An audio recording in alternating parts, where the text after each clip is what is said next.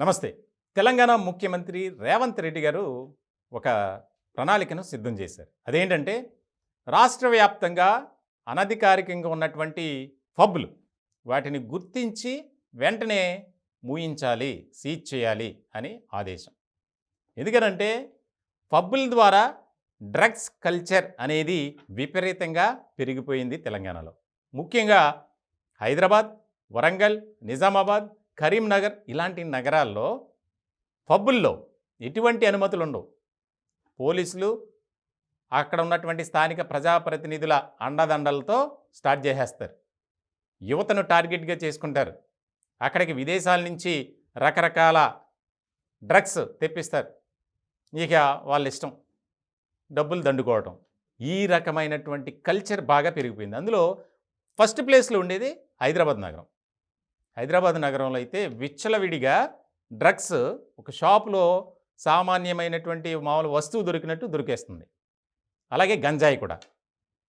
ఇటువంటి వాటిపై నిఘా పెట్టి వాటికి చెక్ పెట్టాలి అని రంగంలోకి దిగారు ఆయనే స్వయంగా రేవంత్ రెడ్డి గారు. దీనికి సంబంధించి ఇప్పటికే ఒక అధికారిని కూడా దానికి ప్రత్యేకంగా నియమించారు, సందీప్ సాండిల్య. ఇలాంటి క్రమంలో హైదరాబాద్ సిపిగా వచ్చినటువంటి కొత్తకోట శ్రీనివాసరెడ్డి ఆయన బాధ్యతలు స్వీకరించిన తర్వాత మొట్టమొదటిసారిగా మీడియాతో మాట్లాడారు. ఆ అంశంలో కూడా డ్రగ్స్ గురించే మాట్లాడారు. అంటే చాలా సీరియస్గా సీఎం రేవంత్ రెడ్డి గారు సిపి గారికి ఆదేశాలు జారీ చేశారు. ఎవరెవరు ఎక్కడెక్కడ పబ్స్ నిర్వహిస్తున్నారు, దానికి ఎవరు అండదండలు ఉన్నాయి, కొన్ని నామ్స్ ప్రకారం నిర్వహించుకోవచ్చు. దానికి కొన్ని నియమ నిబంధనలు ఉంటాయి. ఈ టైం వరకు చేయాలి, ఆ పబ్లో ఇవే దొరకాలి అని. కానీ ఎక్కడా కూడా అటువంటి పరిస్థితి లేదు. ఏజ్ లిమిట్ ఉంది, అది కూడా ఉండదు. 15 సంవత్సరాలు కూడా పబ్కి వెళ్తాడు హైదరాబాద్లో. ఇలాంటి కల్చర్ బాగా ఎక్కువైపోయింది. ఇలాంటి నేపథ్యంలో దీనికి చెక్ పెట్టాలంటే ఉక్కుపాదం మోపాల్సిందే. దానికి ప్రత్యేక టీమ్స్ని ఏర్పాటు చేశారు. ముఖ్యంగా సిపి ఇప్పుడు అదే పనిలో ఉన్నారు.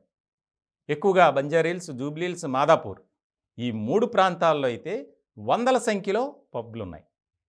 ఎందుకనంటే ఐటీ కారిడార్, సంపన్న వర్గాలకు సంబంధించినటువంటి కుటుంబాలంతా ఆ పరిధిలోనే ఉంటారు. ఇలాంటి నేపథ్యంలో దాన్ని ఎలాగైనా సరే చెక్ పెట్టాలి, మూయించాలి అని.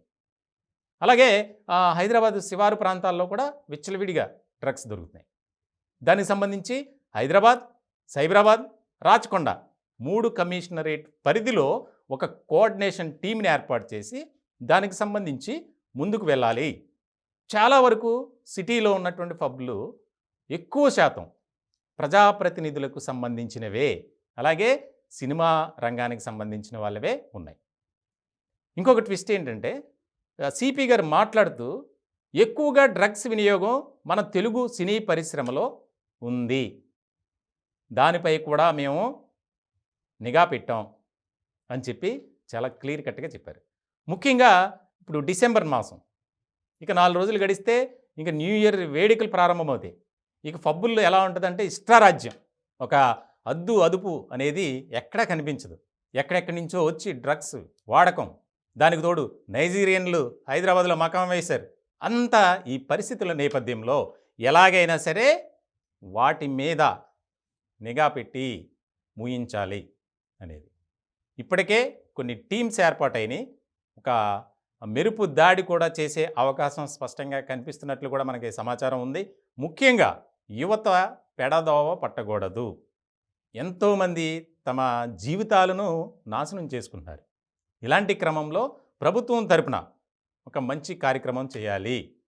ఎవరు కూడా చెడిపోకూడదు. ఎవరైతే అక్రమాలకు, అవినీతికి, ఇలాంటి డ్రగ్స్ వినియోగం ద్వారా కోట్లాది రూపాయలు సంపాదిస్తున్నారో వారందరినీ ఏరివేయాలి అనేది ప్రభుత్వం యొక్క కాన్సెప్ట్. దానిలో భాగంగానే సీఎం రేవంత్ రెడ్డి గారు ముందుకు వెళ్తున్నారు.